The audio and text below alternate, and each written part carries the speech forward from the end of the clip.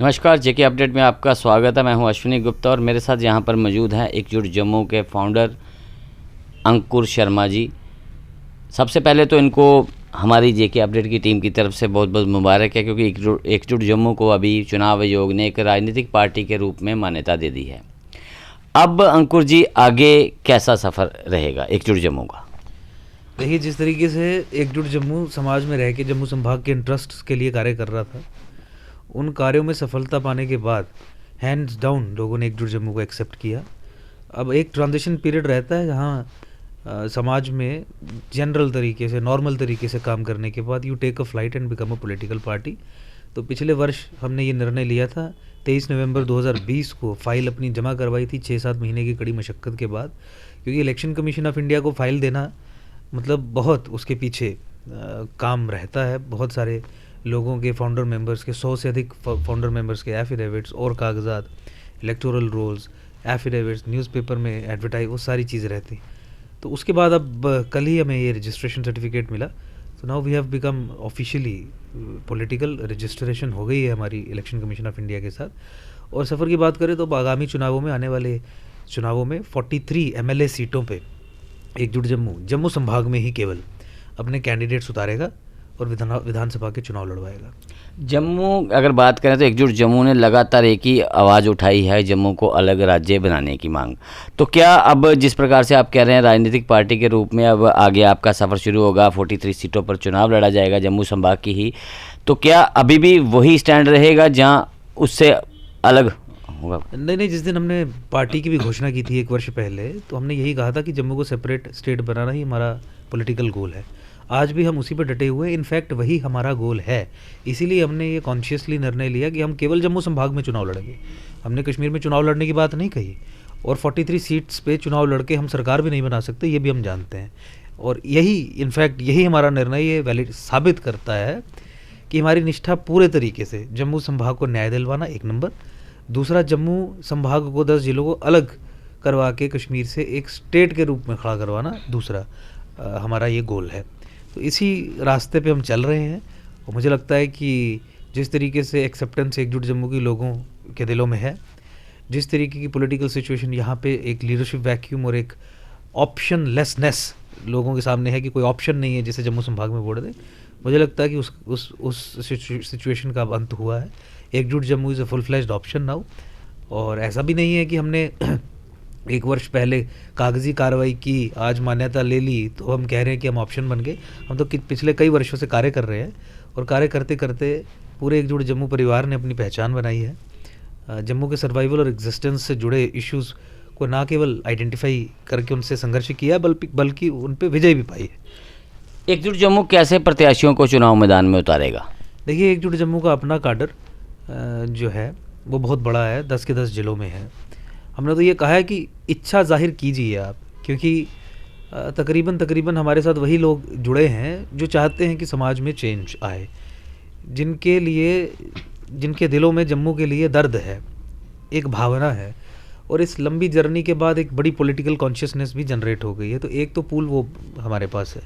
दूसरा, हमने ये भी कहा कि वो लोग जो एकजुट जम्मू पार्टी में नहीं भी हैं लेकिन इंतज़ार कर रहे थे, फेंस सिटर्स थे कि कोई कुछ हो जाए, जहाँ कोई ऑप्शन मिल जाए तो हम भी जम्मू संभाग के लिए कुछ करें, और पॉलिटिकली एक्टिव हैं, अच्छी बैकग्राउंड है, सोच समझ रखते हैं, वो भी मिल सकते हैं। एक बाकायदा कैंडिडेट सिलेक्शन का एक साइंटिफिक ट्रांसपेरेंट तरीके का एक सिस्टम इंट्रोड्यूस किया जाएगा, क्योंकि मेरी अपनी भी पृष्ठभूमि कोई ऐसी नहीं है कि हम किसी पॉलिटिकल ख़ानदान से संबंधित हैं।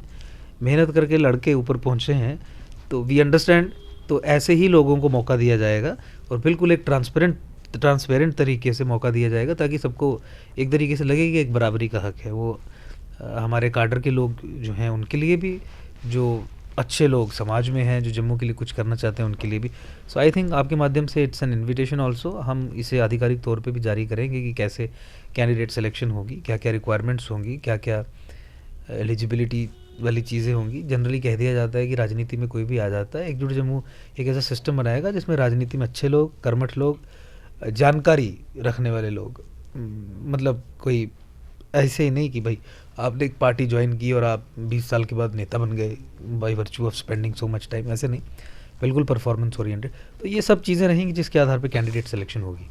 अभी प्रसिमन योग ने जो रिपोर्ट अपनी पेश की है, जिसमें जम्मू संभाग को 6 सीटें दी गई हैं और कश्मीर को 1 दी गई है, क्या आप मानते हैं जब बिल्कुल सही न्याय किया है प्रसिमन ने?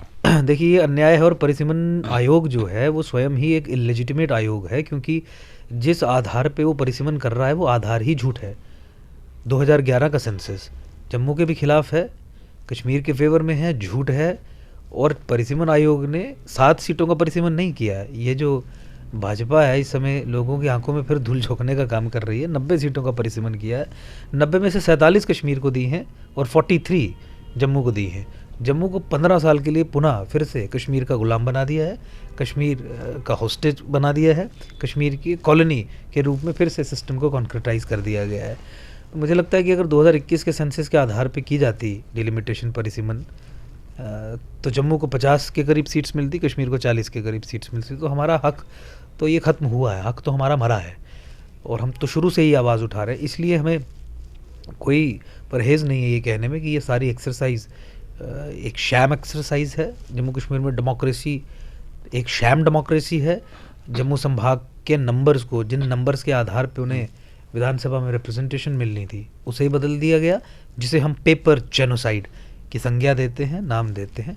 तो बिल्कुल जम्मू के साथ फिर से धोखा हुआ है, पीठ में छुरा भोंकने का काम किया है। जैसे पहले कांग्रेस करती थी, अब बीजेपी लगातार 2014-15 के बाद कर रही है। जो परिसीमन की बात हो, चाहे वो रसाना की इसमें सीबीआई इंक्वायरी की बात हो, चाहे माइनॉरिटी राइट्स जम्मू वालों के कश्मीर में देने की बात हो, चाहे वो डेमोग्राफिक असॉल्ट जिसके अलग अलग टूल्स, चाहे रोशनी हो, 14 फरवरी 2018 का ऑर्डर हो, रोहिंग्याज और बांग्लादेशीज का मसला हो, रिवर बेड्स और फॉरेस्ट बेड्स पे कब्जे की बात हो, उन पे सब पे they have taken a somersault. और कश्मीर के प्रिज्म से ही देख के उन्होंने इन इश्यूज़ को हैंडल किया और इसके ऊपर डिलीवर करने से हमेशा कतराते रहे। इनफैक्ट ऐसे कदम उठाए जिन कदमों के ज़रिए ये जो प्रोसेसेस जम्मू के ख़िलाफ़ अनलीश किए गए हैं, जेनोसाइडल प्रोसेसेस जिनसे जम्मू को ख़तरा हो सकता है, उनको फैसिलिटेट करने का काम करते हैं। हमने रोशनी कानून ख़त्म करवाया जो जम्मू के खिलाफ था, तो इम्प्लीमेंटेशन पे इन्होंने सुप्रीम कोर्ट में एक स्टेटमेंट दे के और हाई कोर्ट में रिव्यू पिटीशन फाइल करके उसकी इम्प्लीमेंटेशन को स्टॉल करवा दिया। रिवर्सल ऑफ डेमोग्राफिक असॉल्ट को लेकर ना ये सीरियस है, सीरियसनेस की बात तो छोड़ दीजिए, बल्कि उसे और कॉन्क्रेटाइज करने की दिशा में कदम उठा रहे हैं। लगातार कश्मीर की पार्टियां यही बात कह रही हैं, जिस प्रकार से प्रसिमन योग की रिपोर्ट आई है, वो कह रही हैं कि ये रिपोर्ट जो है सिर्फ बीजेपी को फ़ायदा देने वाली रिपोर्ट है और इससे सिर्फ बीजेपी को फ़ायदा होगा और किसी दल को फ़ायदा नहीं। क्या आप ऐसा मानते हैं? नहीं, देखिए, जो कश्मीर बेस्ड पॉलिटिकल पार्टीज़ का क्रिटिसिज्म है वो किसी और कारण से है। कश्मीर बेस्ड पॉलिटिकल पार्टीज़ जो ऐसे तो डींके हाँकती हैं कि हम पूरे जम्मू कश्मीर को रिप्रेजेंट करते हैं और जम्मू भी हमारे लिए वैसा ही है जैसे कश्मीर है। एक पल के लिए जम्मू को कुछ अधिक मिला, हालांकि होलिस्टिकली देखिए तो जम्मू का नुकसान हुआ है, लेकिन अगर इस दृष्टिकोण से देखें तो देखिए किस तरीके से they stood up in arms against Jammu, किस तरीके की नफरत, कंटेम्प्ट जम्मू के प्रति उनका है कि जम्मू को बढ़ता हुआ देख वो किसी भी तरीके से सकते नहीं है। उनका आर्ग्यूमेंट ये है कि 2011 का सेंसस उनके फेवर में है, उनकी 14-15 लाख 15.5 लाख पॉपुलेशन जम्मू से अलग है, तो अगर जो 7 सीटें बढ़ी तो 7 सीटों में से 6 जम्मू को क्यों दी गई, प्रोपोर्शनली क्यों नहीं बांटी गई, हालांकि और भी फैक्टर्स रहते हैं, सो ऑन सो फोर्थ।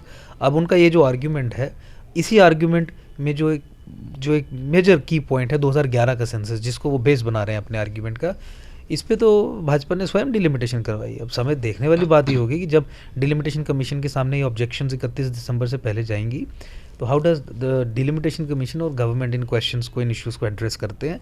इन्होंने अपना पैर कुल्हाड़ी पे तो पहले ही मार दिया 2011 के सेंसस पे के आधार पे डिलिमिटेशन करवा के। They should have postponed it. Election करवाने की क्या ज़रूरत थी, झूठ के आधार पे अब क्यों इलेक्शन करवाएंगे। देखिए, डेमोक्रेसी रिस्टोर होना आवश्यक है, ज़रूरी है, हम भी चाहते हैं कि लोगों के नुमाइंदे हों और वही कार्यभार संभालें, लेकिन आप झूठ को आधार बना के डेमोक्रेसी को खड़ा करेंगे। 1-2 साल और हम प्रताड़ना सह लेंगे एडमिनिस्ट्रेशन की, ब्यूरोक्रेट्स की, लेकिन मतलब आप अगर झूठ को आधार बना के डेमोक्रेसी के स्तंभ को खड़ा करने की कोशिश करेंगे तो डेमोक्रेसी का स्तंभ बिल्कुल गिर जाएगा। डेमोक्रेसी में विश्वास रखने वाले लोगों का विश्वास इस सिस्टम से उठ जाएगा। तो भाजपा को क्या इससे लाभ मानते हैं अब होगा?